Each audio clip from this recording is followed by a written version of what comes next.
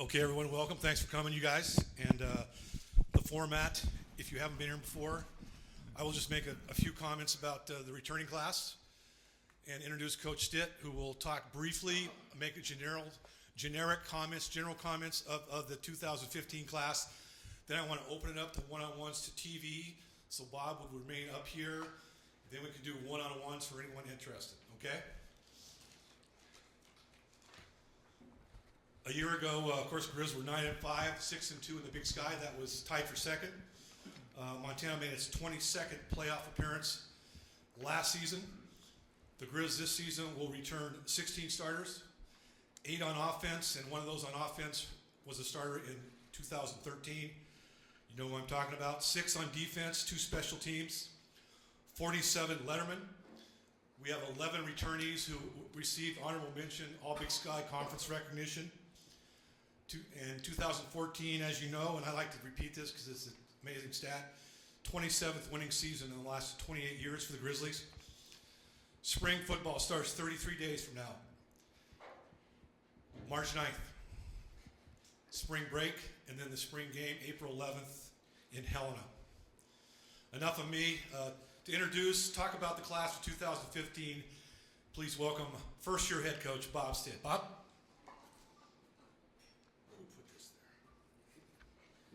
Thanks, Dave.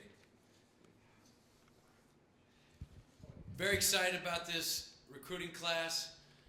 Really satisfied all our needs. We're waiting on a couple kids that aren't on the list.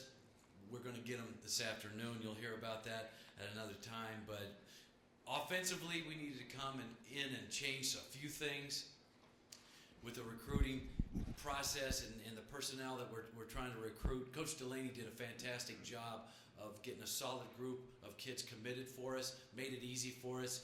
The staff really did a great job of evaluating talent and finding us some good kids and get them committed. But the change of personnel offensively, we definitely had to go a different direction in a few cases, and we are going to bring in 5 wide receivers. It sounds like a lot of wide receivers, but they're different guys. We'll have an inside type receiver that is a bigger kid, maybe a smaller tight end type, but can really run and athletic. We need the slot receiver that's a little guy that can make people miss, and then a little bit longer receivers outside. So different shapes and sizes in the receiver core, and we've got 5 waiting on another one, so we should be at 6 by the end of the day. And we're waiting on a running back. We need to sign one. And we got a guy that we're waiting on there that I think can be a great fit for us. Offensive line-wise, got 4 guys coming in and a couple quarterbacks and 1 corner, 2 safeties, 2 linebackers, 2 D linemen. Really feel great about the balance there. And this could be a really, really great class here in a few years. But very excited about Montana and the kids that we got out of the state. The 5 guys that we signed are as good as I could ever imagine. We're ecstatic about the clean sweep that we had in the state of Montana. Any questions about anything? Coach, what was it like to come in, touched on a lot of the commits that had already been under Coach Delaney's staff. What are some of the difficulties that go into joining a recruiting class when a lot of it's been shored up already and kind of switching the philosophy of the offense at the same time? Just getting to know the kids that are getting recruited, if they're the type of kid on the field, off the field that we're looking for. And they did a great job of bringing the right kids in, and we got to stay with the majority of those guys. The other end of it, we need to score points. We've got to have personnel that's going to work with this offense, and you have to make some tough decisions sometimes to bring the right personnel in. I didn't want to wait a year to start recruiting the guys that fit us, and I want to recruit to where we want to be, and so we had to make a couple decisions, but not too many, and feel really good about it.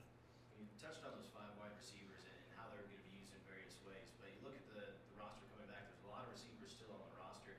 Is there ever too much of a good thing, and how are you going to find enough playing time for so many people at the same position? Well, you really need 10 guys going into a game. With our offense and the up-tempo, you're going to need 8, and you got the 2 backups, and anybody goes down, you're going to have a couple swing guys, and you cannot have receivers running 90 snaps a game. You'll wear them out, wear them down, and they'll get injured. So you need a ton of guys, and 6 is fine, you know. And we looked at the crew that we've got, and I think it's going to be a great blend, and I think some guys can play right away for us. And hopefully they don't have to, and we can redshirt them because we have better depth. But if they have to play, we're going to play them. You have a couple quarterbacks coming in, some freshmen, some transfer. What do you think the outlook is for that position for Montana? I hope it's good, you know, and I don't know what these guys can do yet. I don't know what our quarterbacks are like. I haven't been able to work with them yet, and the old offense asked them to do different things than what I'm going to ask them to do. Also, we put a lot mentally on the quarterback to process things very quickly and get us into great situations. And I like the kids that are coming in, and I think we've got a few guys that possibly could be the guy this spring too. So it's going to be fun working with them, and you get them out there and you ask them to do the things that we typically want the quarterbacks to do, and hopefully we got a couple real strong ones in the end. Coach, can you talk about the two coming in, particularly at quarterback, how they can fit into what you do? You know, Willie Flug is a lot like the guy I had last year.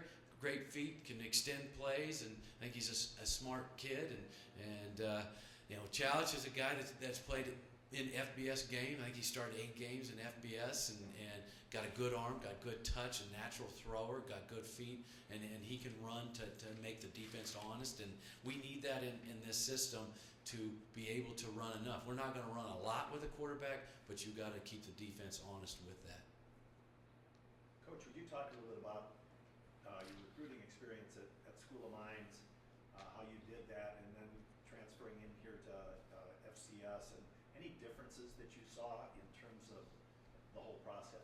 Well, the process here, you can't miss. You've only got 14, 15 spots, and you can't really miss, and you're nervous taking a chance sometimes on kids. At Mines, you could take 35 kids and then bring them in and find out who's going to be great. So, you know, I appreciate what Coach Delaney did for us by evaluating this talent. When we got in and watched the film, we're like, that's exactly what we would have went with also. And then we got some kids late that we felt really fit our offense, but the defensive side was already set.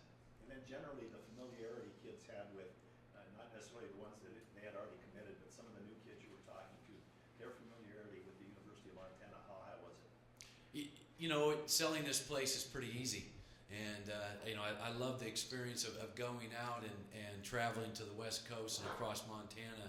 And when you bring up the University of Montana, people know who we are. And we'd have our shirts on in the airports and different restaurants, and people are saying, "Go Griz," you know, in Washington and California. And so it's easy to sell this place. And it was just getting out and getting to know these kids. And it wasn't them getting to know Montana, it was getting to know me and our staff. Out of the group of guys that were committing today, was there anybody that was maybe non-committal a little bit and you weren't sure if you were going to get him, and then you get that letter and we're pretty excited? Any surprises, I guess? Well, kids that wait down at the end, you can't say that they're non-committal. They're just making the right decision. And you know, some kids will make a quick decision early and then want to make a change later. And you know, Jesse Sims was a guy that I really enjoyed getting to know, and we were hoping he was going to come, and he had a couple good situations he could have chose from, and you know, thank God he picked us. What about Jesse? I mean, obviously he was getting recruited by some big schools, but what excites you about him? He's a fantastic athlete, and he's kind of the quiet storm. You know, he doesn't say a whole lot, but he is a powerful, athletic guy that could do a lot of different things, and he's going to have a great career here, and he's a local guy, which makes it even better. Look at the roster you have here, and I know you touched on you're waiting for running backs to commit, but Griz lost 2 all-conference type running backs last year. I know with an offense that's going to be very appealing to a quarterback, very appealing to a running back, how does the offense appeal to a running back, and how do you recruit that position? What we looked at as far as numbers last year, our running back averaged 24.75 touches, so almost 25 touches a game. So they're going to get the ball in their hands running it. They're going to have to catch some balls. And for a running back, that's appealing. And there's a lot of reps, so there's a lot of carries and catches to go around with those guys. We need 2 strong ones. So, you know, I feel comfortable that we're going to get one this afternoon. We like the guys that are on the team already. Adding one, we're going to be just fine. We'll probably have to go get another one next year. Coach, how about with sanctions that are already in place, how does that affect anything in recruiting for this class? It doesn't help. You know, you'd like to have those other 4 scholarships, but you just deal with the hand that you're given, and we try to get some kids that were great students that would qualify for the WUI, and that's not a bad thing. I like the kids that are serious about school, and we got a couple guys on partials, and you just make it work, and we're looking forward in a couple years to have those scholarships back, but there's no excuse that we can't put together a great class, and we'll have the same approach next season. The signees you've got so far, the majority of them are from Montana, and kind of the mantra of past staffs has been win Montana first and the rest will kind of follow. Being an outside of the state guy, how much value do you put on recruiting Montana kids first? It's everything. You've got to recruit your state wherever you're at, and even more so here. And the passion for football and Griz football in the state is off the charts, and we've got to start with that foundation. And these kids don't get to 17, 18 years old, come here, and then start loving this football program and this school. They've loved it their entire life. So that's where we want to go with the basis and the nucleus of our recruiting classes is with them. Then we bring these kids from the West Coast here. It's going to be easy for them to love this place, having these Montana kids already here. So we're going to recruit this state. We're going to win this state every year. Coach, talk about the athletes that are already here, returning from last year. You haven't had really much chance to interact with them, have you? Not much. We've had a team meeting. We've been in the weight room, which Coach Nicholson's handled. Next week, we're going to have them on the field for some conditioning for the first time, and that's what I look forward to, is getting to know them and starting relationships with those guys. We had a long winter break here, and it didn't allow us to get with our kids, and then I was on the road recruiting so much. So I know our kids are itching to get with us, and we are too. Let's talk about some of these Montana kids. Maybe start with Colin Bingham, and a little legacy here too. But why were you attracted to him? He's an athletic, big kid, and he can do a lot of different things. We talked to him about playing the inside receiver position, and we think he's athletic enough to do it. You just got to go watch him play basketball, and he can play DN, he can play H for us, and his dad being an old Griz and a Hall of Famer, the bloodline is strong, and he was one of the guys that immediately when I got here, he was a guy I had to get signed. I had to have it.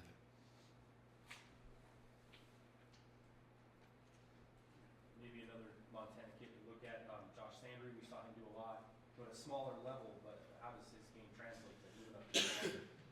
He's fantastic. He's an unbelievable athlete, and I was talking to a group earlier. Mark him down. He's going to be special here, and 6'4" high jumper, state champion, basketballer, dunks on people, great attitude, tough. He's everything you want in a football player. What kind of lineman were you trying to recruit for this kind of system? What is the lineman's role, and who fits into that? Inside you want the bigger, more powerful guys, because we still want to run the ball. We want a 1,000-yard rusher every year, but our tackles are going to be the taller kids outside. They've got to be big enough to handle a bull rush by a defensive end, and inside we got to have great feet and power to root people out. We're going to run a lot of inside zone stuff with our offense, and those guys have to be powerful and be able to grind people out. So it's not one of those things that we're going to have 6'6", 6'7" all the way across, and everybody's a pass pro guy and not a run blocker. We have to have a blend of those guys. Coach, talk about the blending of the two staffs and how that's gone so far. We retained 3 great guys that everybody is really excited that we kept, and we brought some old guys in, ex-Griz, that we definitely needed, that are awesome. awesome people, number one, but we're great football players. They're going to be great coaches. And then I needed to bring guys that knew me in here also. So when you can tell you have a great staff is when you can tell them they can go home and they still hang around and are visiting together. You have to get along as a coaching staff, and if you don't have that, if you don't feel comfortable with people, it's not going to work. And the kids they're not stupid. They feel it when there's tension amongst the staff. So recruit good people first for your staff, and then the rest of it's going to take care of itself. A couple of those guys, former players, obviously.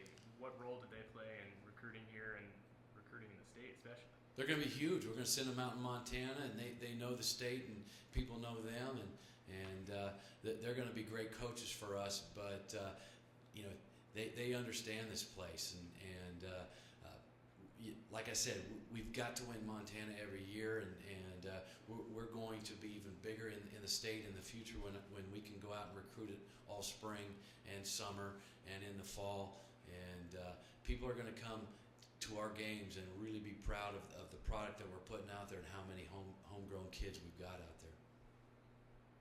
A couple of the guys, Montana guys you mentioned waiting there, came a little later maybe in the process, Dalton Dom and Bolton Ryan. Maybe explain the process with those guys and what you like about those two. Excuse me, with Dalton, that was a no-brainer.